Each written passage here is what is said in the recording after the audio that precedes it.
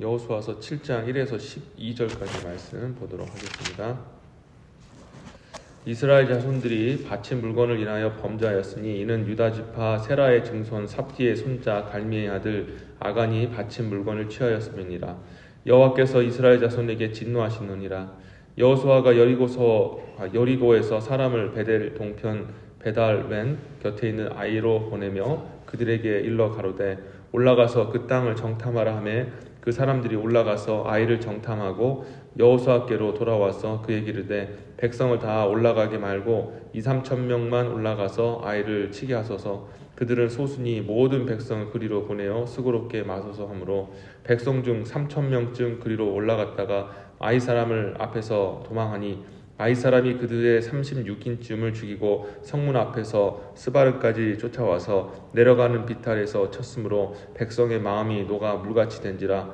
여호수아가 옷을 찢고 이스라엘 장로들과 함께 여호와의 궤 앞에서 땅에 엎드려 머리를 티끌을 무릅쓰고 저물도록 있다가 여호수아가 가로되 슬프도소이다. 주 여호와여 어찌하여 이 백성을 인도하여 요단을 건너게 하시고 우리를 아모리 사람의 손에 붙여 멸망시키려 하셨나이까. 우리가 요단 저편을 족하게 여겨 거하였다면 좋을 뻔하였나이다. 아멘. 자, 오늘은 여러분과 함께 첫 것을 드리자라는 제목으로 말씀 전하겠습니다. 자, 여호수아가 하나님 말씀에 순종해서 여리고성을 무너뜨렸습니다. 정말 최고의 승리를 이제 맛보게 됐는데, 자, 그때에 이제 또 다른 성인 아이성이라는 것이 있어서 여호수아는 정탐꾼을 보내면서 이 아이성 전투에 이제 대비를 하게 되었습니다. 자, 그때에 동시적으로 그 유다의 그 자손 중에 아간이라는 사람이 있었는데, 이 아간이라는 사람이 여호와께 바쳐야 될 그 여리고성의 그 모든 그 전리품들 중에 얼마를 훔치게 되었습니다. 그러니까 전리품을 하나님께서 이제 다 이제 없애고 그 모든 것들을 다 내게로 돌리라 이렇게 말씀을 하셨는데, 그 중에서 하나를 이제 몇 개를 이제 취해서 이제 숨겨놓은 것이죠. 하나님 거 훔친 겁니다. 자, 그런 와중에 오늘 본문을 보니까 다른 사람들은 다 모르고 있었지만 이 아간의 이 죄악을 보고 하나님께서 매우 진노하셨다. 그런데 아간에게 진노하신 것이 아니라 7장 1절에 보면은 이스라엘 자손들에게 진노하시느니라 하면서 이스라엘 백성들을 향해서 굉장히 큰 분노를 내리신 겁니다. 자, 그래서 하나님께서는 그 당신의 그 노를 어떤 식으로 이제 나타내셨냐면, 그래서 이제 아이성에 이제 그 여호수아가 이제 스파이를 보내고 정탐꾼을 보내서 하게 했는데 뭐라고 얘기했냐면요. 그 아이성의 사람들이 매우 적으니까 한 2-3천 명만 올라가서 싸워도 우리가 이길 수가 있습니다. 뭐 다 가실 것도 없습니다. 백성들 피곤하게 마시고 2-3천 명 정도만 하십시오라고 얘기를 하는 겁니다. 보통 이제 그 한 공격을 하려면 그 상대방 군사에 적어도 3배, 4배 정도의 군인이 있어야 공격에 성공한다고 그렇게 얘기를 합니다. 뭐 그런 식으로 우리가 따지고 보면은 2-3천 명 정도면은 그 아이성에 한 400명, 500명밖에 되지 않는다라는 것을 우리가 그냥 예상을 할 수가 있습니다. 그러니까 얼마나 숫자가 적었으면 그냥 조그만 그냥 동네 같은 우리가 생각할 때 작은 그런 성이어서 여리고성을 무너뜨렸던 그들 입장에서 보면 이건 아무것도 아니었던 겁니다. 이스라엘 백성들이 그렇게 정탐꾼이 그렇게 얘기했던 것들이 믿음이 좋아서 그럴 수도 있겠지만, 또 한편으로는 그 여리고성을 무너뜨렸을 때 그 자신감이 이제 아이성에게 나타난 거죠. 근데 실은 그 자신감이라는 것이 하나님이 하신 일인데, 하나님이 하셨기 때문에 자기들은 실은 아무것도 하지 않았습니까? 뭐 성 문이라도 한 짝 띄어냈으면은 우리가 했다라고 얘기하지만 전적으로 하나님이 하신 은혜로 되어진 일이기 때문에 솔직히 이스라엘 백성들도, 이스라엘 군사들도 뭐 자랑할 것도 없고 또 교만할 것도 없고 그렇게 2-3천 명 할 필요, 그렇게 할 말도 할 필요가 없었던 것이죠. 자, 그런데 그런 상황 속에서 결국에는 여호수아가 또 실수를 저지릅니다. 지난번에 말씀드렸다시피 여호와의 군대 장관을 알아보지 못했던, 영적으로 민감하지 못했던 여호수아, 또 근데 오늘도 하나님께 묻지 아니하고 여전히 사람의 이야기를 듣고 그 결정을 해버리는 겁니다. 그래서 2-3천 명을 보내서 아이성을 치게 했는데 그래서 여호수아는 금방 돌아와서 승리의 승전보를 전해주겠구나라고 생각을 했겠지요.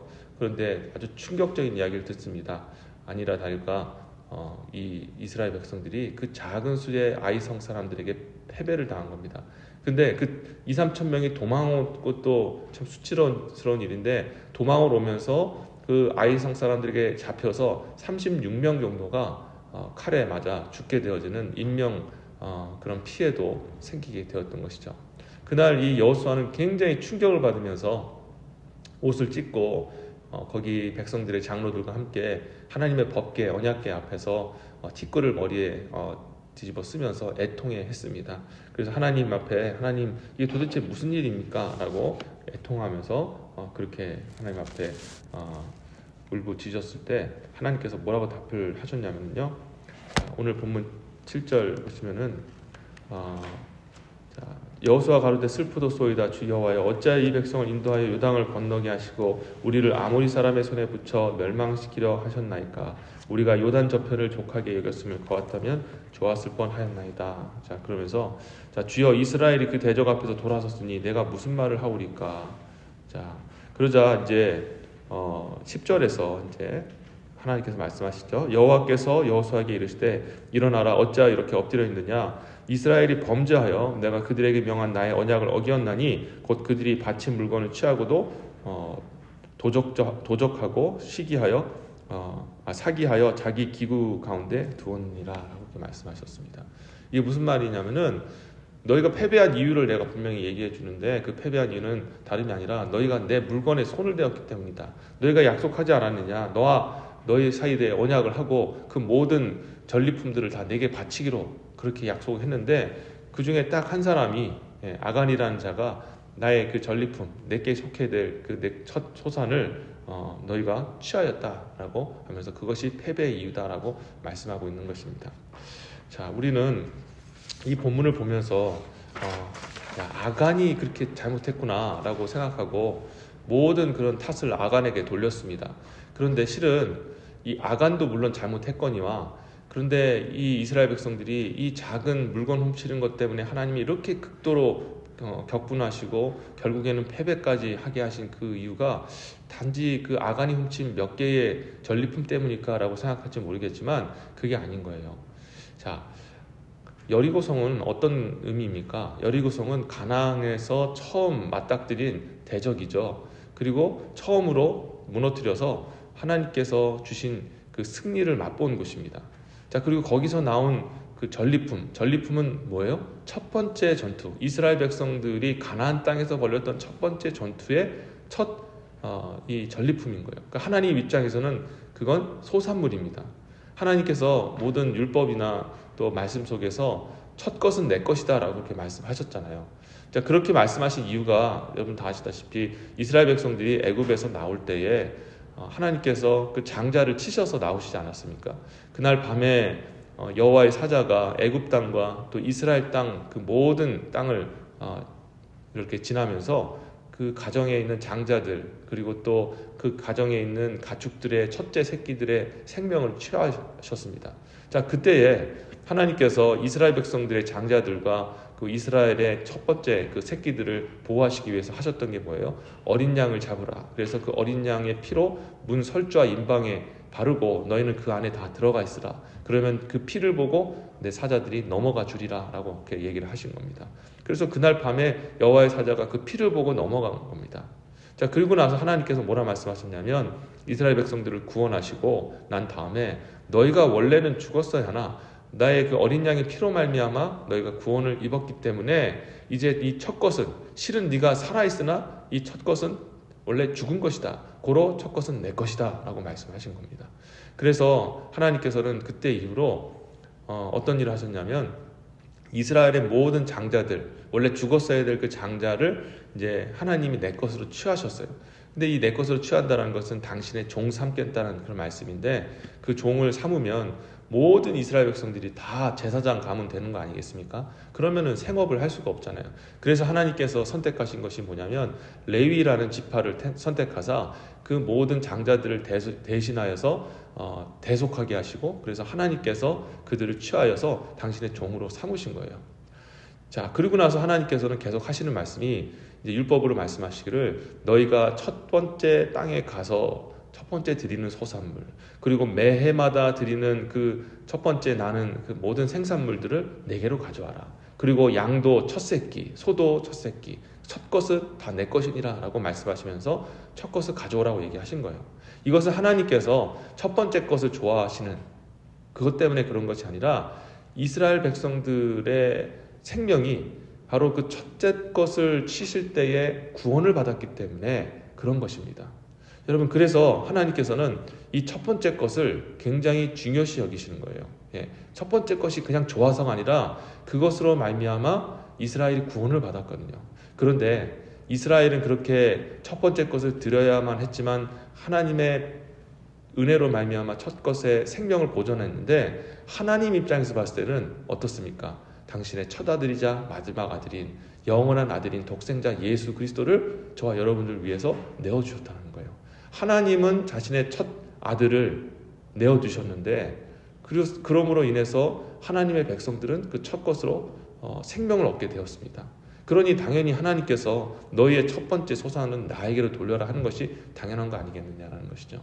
이런 입장에서 볼 때에 이 아간이 하나님 앞에서 그 첫 번째로 드리는 첫 번째 전쟁에서 승리했던 그 하나님의 소산물에 손을 댄다는 것은 그것은 매우 하나님 앞에 큰 죄악이고 하나님이 분노하실 수밖에 없었던 상황이었다는 것을 기억해야 된다는 것입니다. 자, 여러분, 우리는 이것을 통해서 무엇을 할 수 있냐면 우리도 하나님 앞에 가장 좋은 첫 번째 것들을 드려야 될 줄 믿습니다. 인생의 가장 중요한 순간 언제입니까? 젊었을 때 주님께 헌신해야 됩니다. 그리고 우리가 가지고 있을 때 가장 소중한 것을 하나님 앞에 드려야 합니다. 물질도 11조도 제가 지난번에도 말씀드렸다시피 많은 분들이 11조 왜 해야 되느냐라고 얘기하는데 11조는 액수가 문제가 아니라 마음입니다. 처음 것을 드리는 것, 첫째 마음을 드리는 것.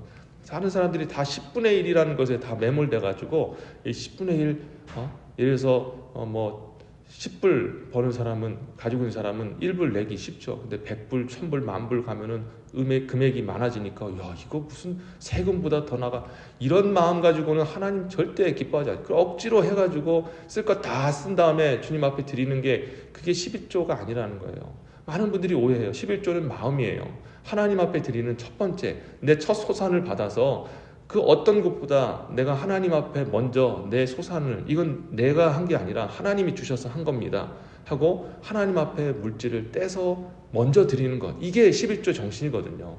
11조뿐만 아니라 우리가 삶 속에서 우리의 열정들, 시간들 다 쓰고 남은 것들 하나님 앞에 쓰고 그렇게 드리는 게 아니라 내 가장 큰 열정, 내 가장 큰 능력을 나를 위해서 쓰는 것이 아니라 하나님을 위해서 쓰는 것이 바로 하나님 앞에 첫 소산을 드리고 예수 그리스도의 피로 말미암아 그 독생자의 희생으로 말미암아 생명을 얻은 저와 여러분들이 하나님 앞에 나아갈 방향이다라는 것을 기억해야 합니다.